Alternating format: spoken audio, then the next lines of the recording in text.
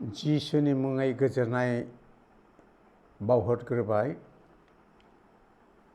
आंनि गोसो सिंनिफ्राय अननाय आरो सिबिनायखौबो बावहरबाय। दिनै आं रेपचारनि बेलायाव फंनैसो नोंथांमोनजों सानलायनो थाखाय बे समाव आखायाव लादों।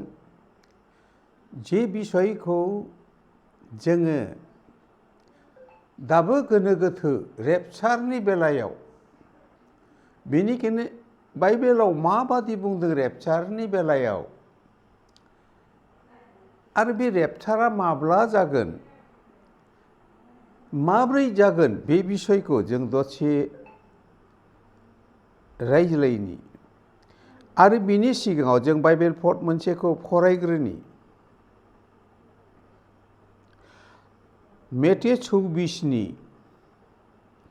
40 आरो 41खौ जिसु ख्रिस्ट'आ खननैनि फैफिननायनि बेलायाव बे बेलायावहाय जोंनो एसे सोमोरोनथाय होदों।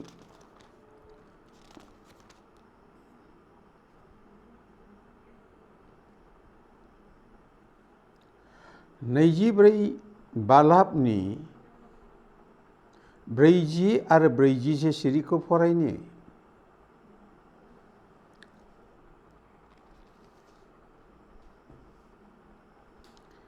बे समाव सानै हौवाव खामानि मावगोन। बिसोरनो सासेया लांजागोन, सासेया गालांजागोन। सानै हिनजावफ्रा जाथा होख्रेमगोन।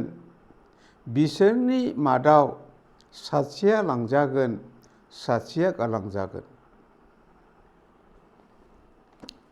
रेपचारा माब्रैबादि जागोन फोरबोआ बे मती 24नि 40 आरो 41आव बे बाथ्राखौ बुंदों। आरो जों लुकनि 17नि 34 आरो 35खौ 34 आरो 35खौ फरायनानै लाग्रोबावनि। लुक 17नि 34 आरो 35खौ 34 आरो 35।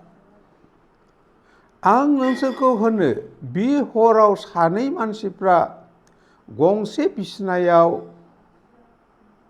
बिसनायाव थागोन, आन्थाय सासेया लांफाजागोन आरो गुबुना गालांजागोन।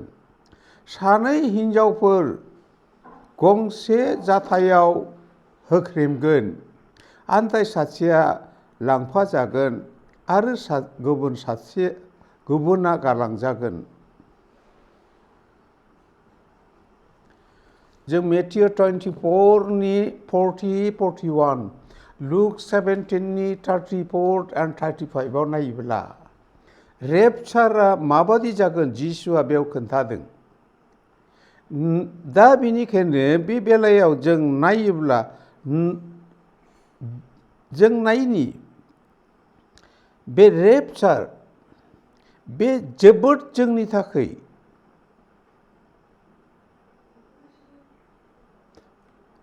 जोबोद सिंनि गोमोथाव बाथ्राफोर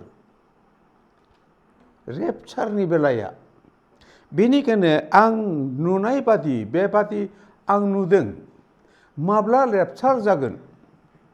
जेब्ला जिसु ख्रिस्ट'आ जोमैयाव बाराव थाफैगोन, अब्ला जिसुआ गावनि आरफफोरखौ खना फारब्रैजों थोनहरगोन होनना बुंदों आरो फोथायग्राफोरखौ बुथुमनानै लाबोगोन होननानै बुंदों। जों मती 24निनो 31खौ नायनि। बेवहाय जिसु ख्रिस्ट'नि बुंनाय बाथ्रायाव 31खौ नायनि। गेदेर फेंफा सुगोन आरो पृथिबिनि खना फारब्रैयाव गावनि आरफफोरखौ थोनहरगोन आरो बिसोरो संसारनि फारसे सिमानिफ्राय गुबुन फारसे सिमा जोबनायसिम गावनि सायख'जानाय राइजोफोरखौ ज' खालामगोन। नाहरदो जों बेयाव नुयो जेब्ला जिसुआ सोरगोनिफ्राय गावनि आर्पफोरखौ लानानै जोमैयाव बाराव थाफैगोन अब्ला बियो नाथाय जों माब्लाबाबो थैनायफोरनिफ्राय सिगां जोंखौ लांनाय नङा सिगां थैनायफोरखौ लांग्रोगोन बेखौ जों नायब्ला पौला थिस्सलुनिकियानाव बुंदों थिस्सलुनिकिया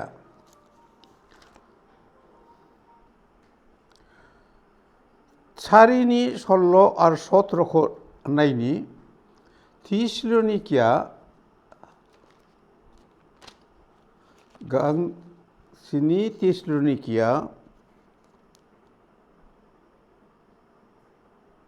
4 अध्यायनि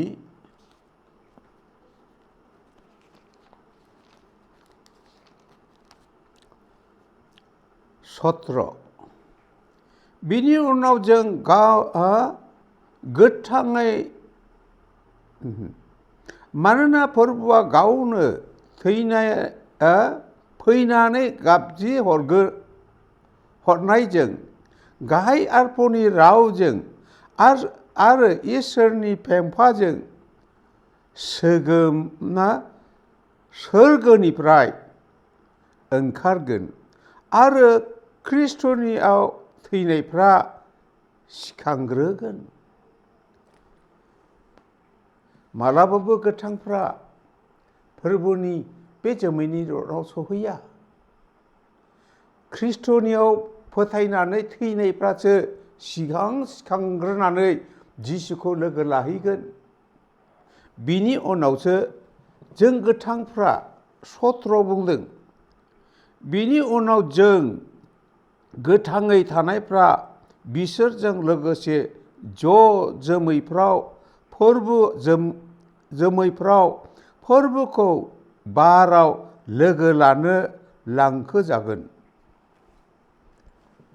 थैनायफ्रा सिगां सिखारग्रोगोन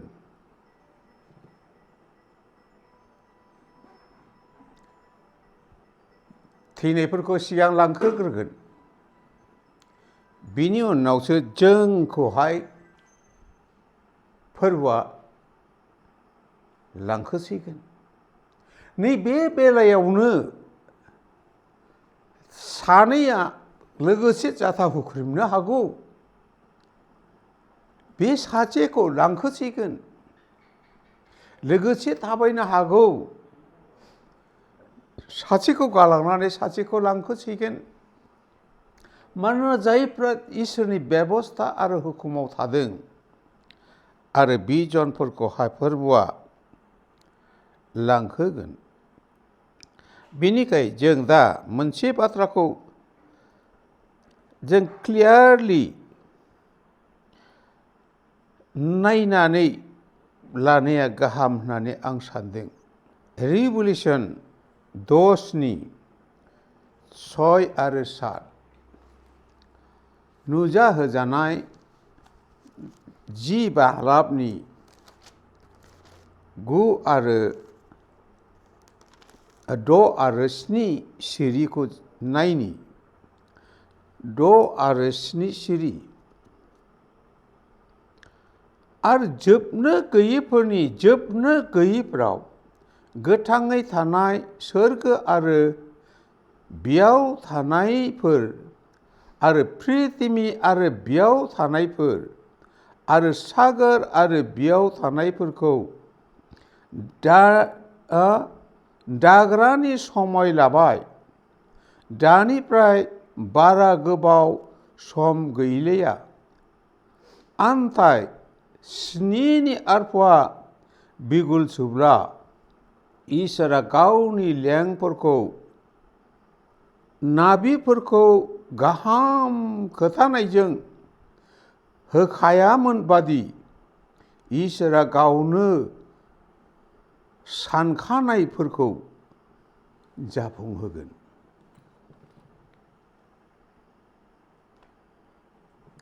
आरो नाबिफोरजों बुंनाय बाथ्रायानो बेनो जाय नाबिफोरनि बुंनाय बाथ्राखौ फुलफिल खालामनोसो इसोरनि बिसा जिसु ख्रिस्टआ फैबाय। अब्ला नाहरदो बिनि बुंनाय बाथ्रायानो बेनो। दा गोबाङा बुंदों दा थैनाय थांनायखौहाय रेपचार जाबाय होननानै बुंदों। नाथाय आं बाइबेलाव जेखौ नुदों रेपचारा जेब्ला खननैनि जिसुआ फैगोन, जोमैयाव थाफैगोन, बाराव थागोन, अब्ला थैनायफ्रा बिनि रावखौ खोनानानै सिखारनानै थांग्रोगोन। मानोना बुंखादों जन 5नि 29आवहाय जों नायोब्ला जिसु ख्रिस्टआ बे बाथ्राखौ बिराद क्लियारलि बुंदों। जन 5:12 25 सिरियाव नोंथारगौ नोंथारगौ आं नोंसोरखौ होनो जागोन आरो दानो जाखानाय मुगाया गोथैफ्रा इसोरनि बिसा हौवानि रावखौ खोनागोन आरो खोनानायफ्रा थांखांफिनगोन। बेखौ जिसु ख्रिस्टआ गावनो बुंखादों। जेब्ला जोमैनि रडआव बाराव फोरबोआ थाफैगोन, अब्ला बियो बाथ्रा बुंहरोब्लानो थैनायफ्रा सिखारगोन। मानोना बिसोरो फोरबो जिसुनि रावखौ खोनागोन। बे समाव जों गोथाङै थानायफ्रा बे रावखौ खोनानाय नङा। नाथाय सेकेन्ड बिसोरखौ लांखोजोबखांनायनि उनाव जों गोथाङै थानायफोरखौ फोरबोआ जायफ्रा इसोरनि बेबस्था आरो हुकुमाव दं, जायफ्रा फोसाब जाबाय आरो महरबो जाबाय आरो बासायनाय पसाक आरो धोरोमिया गस्ला गानहोजाबाय, फांजाबाय, धोरोमिया हिजों फांथे जाबाय आरो बे जनफोरखौहाय फोरबोआ आरफोरखौ थुनहरनानै बाराव जों बिसोरजों लोगोसे जाहैसिगोन। बे रेपचार। बेनिखायनो नैबे रेपचार जाखांनायनि उनावसो थार्ड वार जागोन। जेब्ला जों फोथायारिखौहाय बोखांनानै लांबाय, बिनि उनावसो तृतीय महाजुद्ध, बिश्वासिफ्रा तृतीय महाजुद्धखौ लोगो मोननाय नङा। आरो बे तृतीय महाजुद्ध जाखांनायनि उनाव नायदो माबादि बाथ्रा बुंदों। जों बाइबेलाव जों नायोब्ला जों बेखौ नुनो मोनदों जे इजराइल हादरखौ गासै रायजोआनो कान्ट्रियानो बेंग्लोबहैजोबगोन। इजराइला हारसिंल' जागोन। बे बाइबेलाव लिरनाय दं। जकरिया 14:1 5सिम जों फरायोब्ला बेयावनो स्राय बुंदों। आरो जों नायोब्ला आइजाया 24आवबो बुंदों। आरो जों माबायाव नाय जकरिया 12:3 बुंदों। नोंथाङा उनाव फरायना नायदो।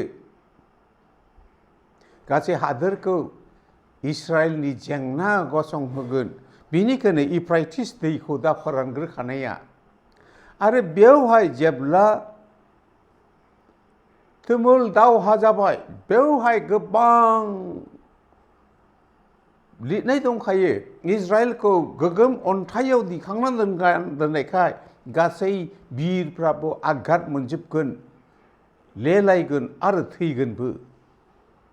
आरो बे टाइमाव इजराइलफोरनि 3 भागाव 2 भागा नस्थ जागोन, 1 भागल' थागोन। 1 भागखौ हेफाजाब होनो जिसु ख्रिस्टआ जोमैनि रडनिफ्राय रागजों गरायाव गानानै फैगोन। आरो बेखौ मानसिफ्रा बेनि थाखाय जों सैनांबाय होननानै मिसाइलजों गावगोन, टेंकजों गावगोन। नाथाय हानाय नङा। फोरबोआ बे जोमैनिफ्राय हां सुहोगोन, अर जानानै बिसोरखौ खामजोबगोन। बिनि उनाव बियो जैथुनाव ओंखारफैगोन। नोंथाङा जकरिया 14आव फराय। आं एसे फरायनानै खोनासंहोनायसै, नोंथाङा खोनासंदो। जकरियानि 14:1 फोरबोनि बिसार खालामगोन दिना खाथिसै। बे समाव जेरुसालेमखौ लुथिगोन आरो बे लुथिनाय मुवाफोरखौ नोंसोरनि सिगाङावनो रानगोन। जेरुसालेमाव राननांनो थाखाय फोरबोआ पृथिबीनि गासै जातिफोरखौ लाबोजोबगोन। नोंसोरखौ आवग्रिगोन आरो बियावनि मुवाफोरखौ लुथिजोबगोन आरो हिन्जावफोरखौ बलात्कार खालामगोन। खावसे मानसिफ्रा बन्दियाव लांजागोन, नाथाय माखासे मानसिफोरनिफ्राय लांजानाय नङा। आरो फोरबोआ ओंखारलांनानै सिगाङाव जेरै राननांदोंमोन बेबादिनो गुबुन जातिफोरनि जेंना नांहैगोन। बे समाव बे जेरुसालेमनि सानजा अलिभ हाजोनि सायाव गसंगोन आरो अलिभ हाजोआ गेदेर मोनसे खंखरजों सानजा सोनाब गावनानै आरो बुखावजागोन आरो हाजोनि खावसेया खोला फारसे आरो गुबुन खावसेया साहा फारसे दावथ्रोदलांगोन। आरो नोंसोरो बे हाजो खावनैनि आरो बुंखानाय खन्नैनि गेजेरजों गेजेर गेजेर खारनानै गगोन।